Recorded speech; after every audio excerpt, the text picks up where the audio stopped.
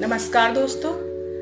आज मैं लेकर उपस्थित हूँ अहमद फराज की एक गजल।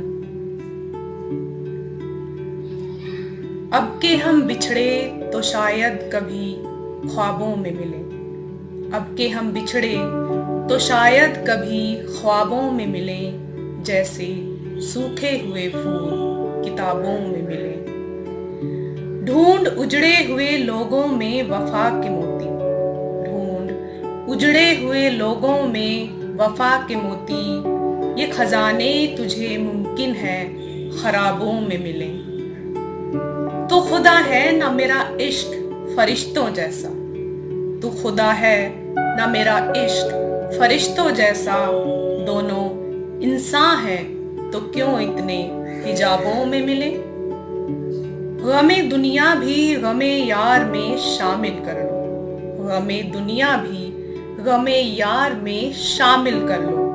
नशा बढ़ता है शराबें जो शराबों में मिले।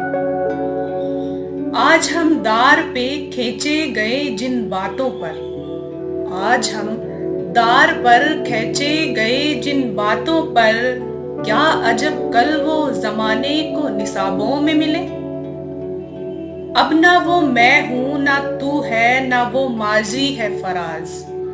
अब ना वो मैं हूं ना तू है ना वो माजी है फराज, जैसे दो शख्स तमन्ना के सराबों में मिले।